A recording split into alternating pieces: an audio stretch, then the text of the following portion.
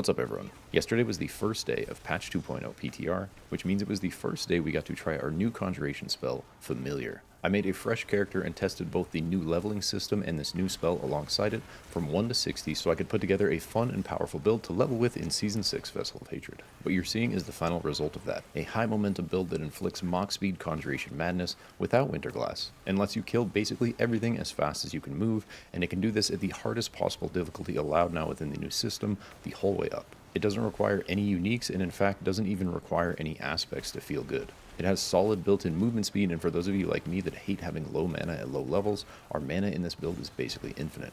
We're using all the new juice here, not just Familiar, but also the Familiar enchantment, the new aspect of Elemental Constellation, and the new key passive Enlightenment. Keep in mind guys, this is PTR, so if anything changes from this video, I will be updating it in the description of the build link, so be sure to save that link and recheck it right around when the new season is starting to see if anything has changed. I'm also going to be making an endgame version of this with Winterglass. I'm going to be doing as many more Sorcerer builds as I can during PTR, and hot news, we likely will be adding Spiritborn builds to the lineup with the new season, so stay tuned for more cool stuff. Alright, back to our new key passive Enlightenment, which is really cool by the way. Casting any skill grants 1 stack of Enlightenment, or grants 15 if your previous skill was a different element.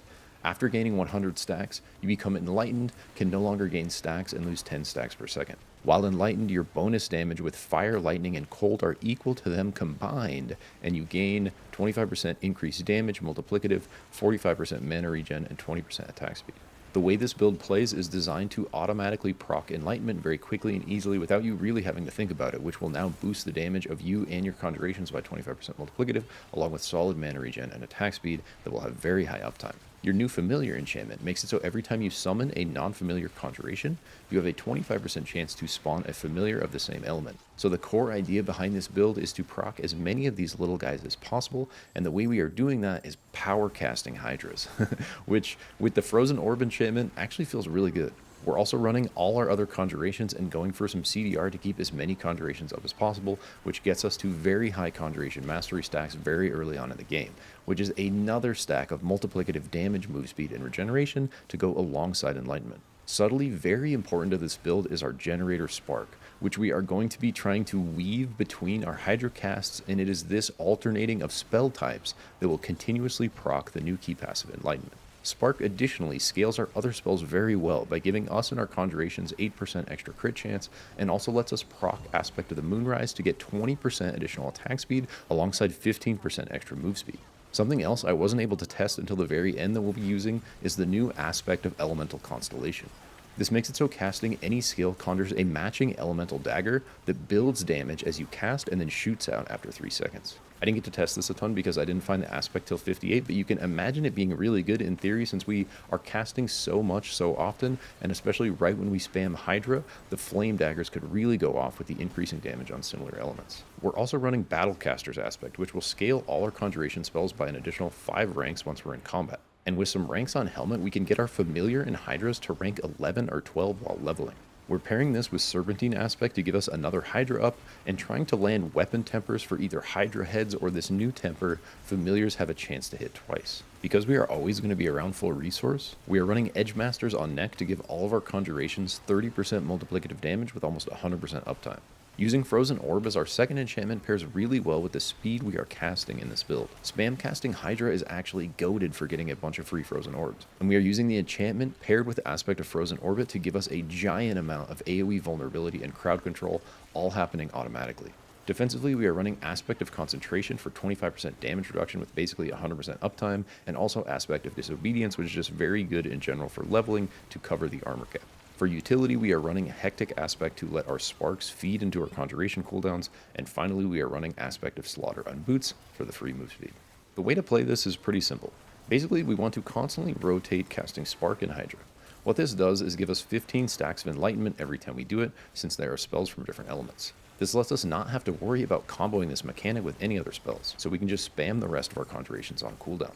After Spark hits 4 times, it will be giving all your conjurations 8% increased crit chance as well as some mana back with each hit of Spark, and will be scaling your attack speed from Moonrise, which at 5 stacks will proc, and be giving you 20% attack speed and 50% move speed on top, and an extra 100% damage multiplier on Spark. Every Hydra you cast gives you a double shot at free spells, a 25% chance to spawn a familiar, and a 30% chance to cast a frozen orb which will explode 3 times. This means every cast of Hydra is super valuable, so we want to be casting Hydra as much as possible. We basically want to be weaving in Spark to keep our crit chance and Moonrise stacked, but also to be building those constant enlightenment stacks. When we do become enlightened, which is when you hear this little sound play, you no longer have to worry about weaving Spark while it's up, and you can watch the stacks flow down in your buffs right above your hotbar here. During this window when you are enlightened, it's recommended to just spam as many Hydras as possible, along with pressing your other conjurations on cooldown. This will give you maximum chances at frozen orb procs as well as free familiars spawning with all the bonuses from enlightenment active. The majority of these familiars that get spawned will be fire, which not only boosts the damage of your Hydra, but also inflicts massive burning to enemies. You can even ramp up this familiar stack out of combat just before you engage enemies by standing there and spam casting Hydra. Now the last piece of this puzzle is your actual familiar spell, which holds 3 charges. The interesting mechanic with this is that it can be any element and will match the element of the last spell cast. And so in the middle of all this madness, you can choose which type of familiar you have up by following any of your spells with the familiar spell. If you want a frost familiar that will freeze stuff, cast it right after Ice Blades. If you want a lightning familiar that will stun, cast it right after Spark, Lightning Spear, or Teleport. And if you want a fire familiar that burns and increases your Hydra's damage, cast it right after Hydra. So in general, this is a cool little extra mechanic that gives you some flexibility in how you utilize familiar, since you can use it as more of a damage tool by casting it right after Hydra, as a CC tool by casting it after Ice Blades, or somewhere in the middle casting it right after a lightning spell.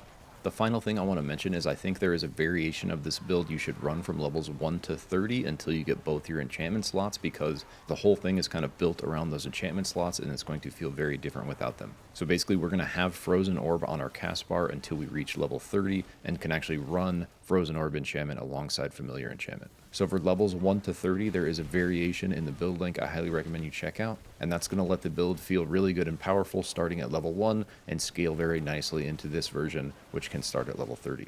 Alright, last thing, let's quickly talk about tempers, which you can start to get on the way up as you acquire legendaries, because there are a couple that are really helpful for this build.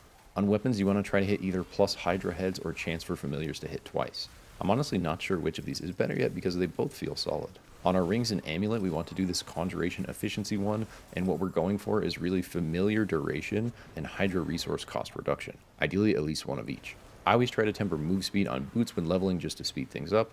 Then on pants, chest, and helm, we want to go for this elemental control temper, and you can choose to stack these if you want, but I really like trying to get one of each. So have one roll as convulsions, one roll as crippling flames, and one roll as snap freeze works great for this build.